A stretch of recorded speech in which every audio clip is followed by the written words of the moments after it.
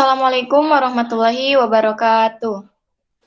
Waalaikumsalam warahmatullahi wabarakatuh. Waalaikumsalam warahmatullahi wabarakatuh.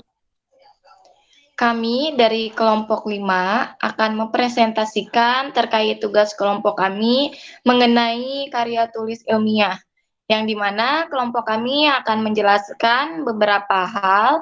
Yang pertama, hakikat karya tulis ilmiah. Yang kedua, karakteristik karya tulis ilmiah. Dan yang ketiga, jenis-jenis karya tulis ilmiah. Sebelumnya, perkenalkan nama saya Aas Dwi Nurul Anissa sebagai moderator yang akan memadu jalannya presentasi pada hari ini. Adapun anggota dari kelompok 5 ada Mas Sita, ada Oktiani, ada Farah, ada Marsha, dan ada Adinda. Baik, langsung saja kita ke pemaparan materi. Yang pertama ada hakikat karya tulis ilmiah yang akan disampaikan oleh Mas Sita. Kepada Mas Sita dipersilakan. Terima kasih kepada A sudah membuka sesi presentasi pada kali ini. Yang pertama, itu ada hakikat karya tulis ilmiah.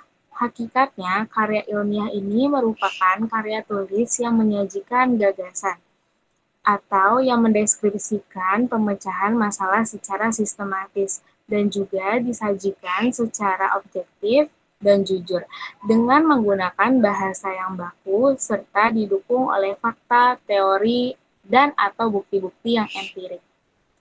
Saya kembalikan kepada moderator. Terima kasih kepada Mas Sita yang telah menjelaskan terkait hakikat karya tulis ilmiah. Selanjutnya ada karakteristik karya tulis ilmiah yang akan disampaikan oleh Okti. Kepada Okti dipersilakan.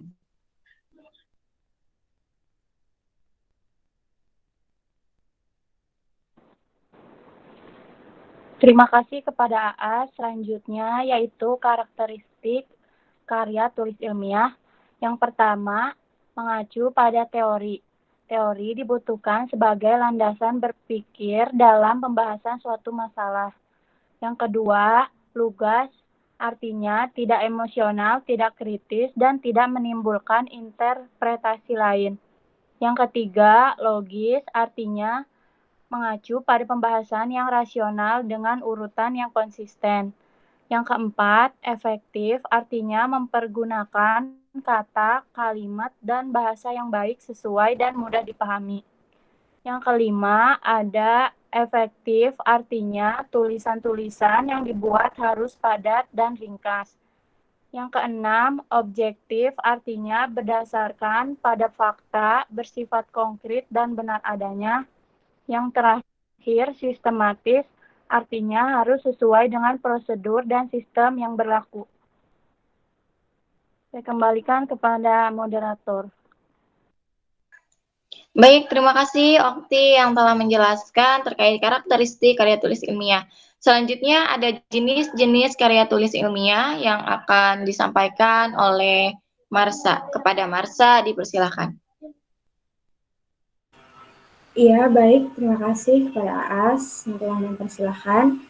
Di sini saya akan menjelaskan jenis-jenis karya ilmiah. Yang pertama ada laporan penelitian. Laporan penelitian adalah suatu dokumen tertulis tentang hasil pelaksanaan suatu penelitian yang dibuat secara jelas, disusun menurut metode secara sistematis dengan bahasa yang lugas. Yang kedua ada makalah. Makalah adalah karya tulis ilmiah, karya ilmiah yang membahas sebuah permasalahan dan pembahasannya berdasarkan analisis secara objektif yang ditulis oleh seseorang atau kelompok. Yang ketiga ada artikel.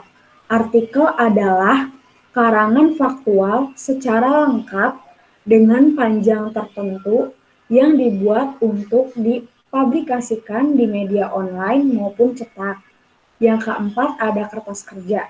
Kertas kerja adalah kertas-kertas yang dikumpulkan atau dibuat selama proses pemeriksaan yang meliputi semua bukti Pemeriksaan yang telah dikumpulkan oleh auditor untuk memperlihatkan pekerjaan yang telah dilaksanakan, metode dan prosedur pemeriksaan yang diikutinya, serta kesimpulan yang dibuatnya.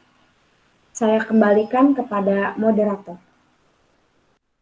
Terima kasih kepada Marsha yang telah menjelaskan terkait jenis-jenis karya tulis ilmiah.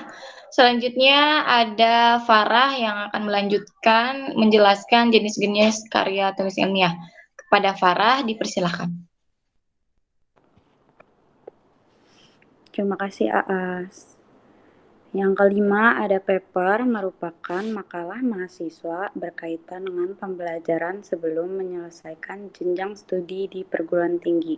Sistematika penulisannya tergantung dari perguruan tinggi masing-masing. Yang keenam ada skripsi, yaitu karya tulis ilmiah mahasiswa untuk menyelesaikan jenjang studi sarjana. Skripsi berisi tulisan sistematis yang mengemukakan pendapat penulis berdasarkan pendapat orang lain.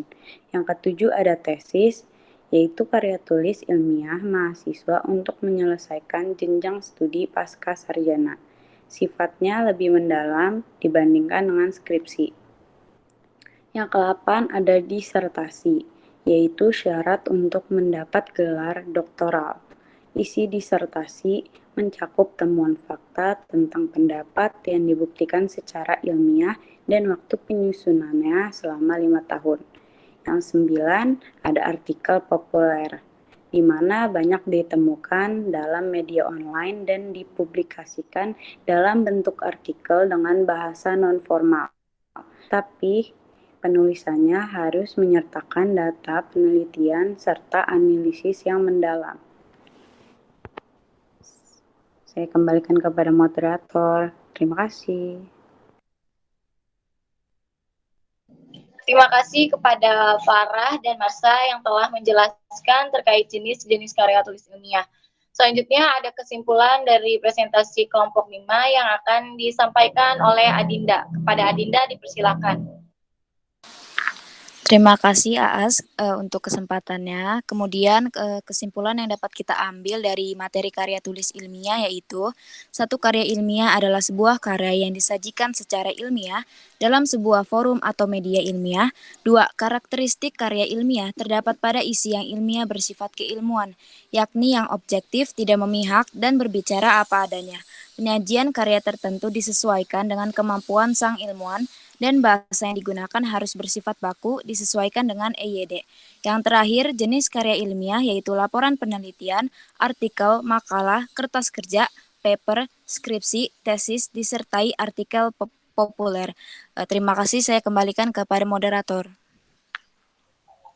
Terima kasih kepada Adinda yang telah menyampaikan kesimpulan dari presentasi kelompok 5 terkait karya tulis ilmiah. Baik, itu tadi presentasi dari kelompok 5 terkait karya tulis ilmiah. Saya Aswinul Anissa sebagai moderator pamit undur diri. Sekian dan terima kasih. Wabillahi taufiq hidayah. Wassalamualaikum warahmatullahi wabarakatuh. Waalaikumsalam warahmatullahi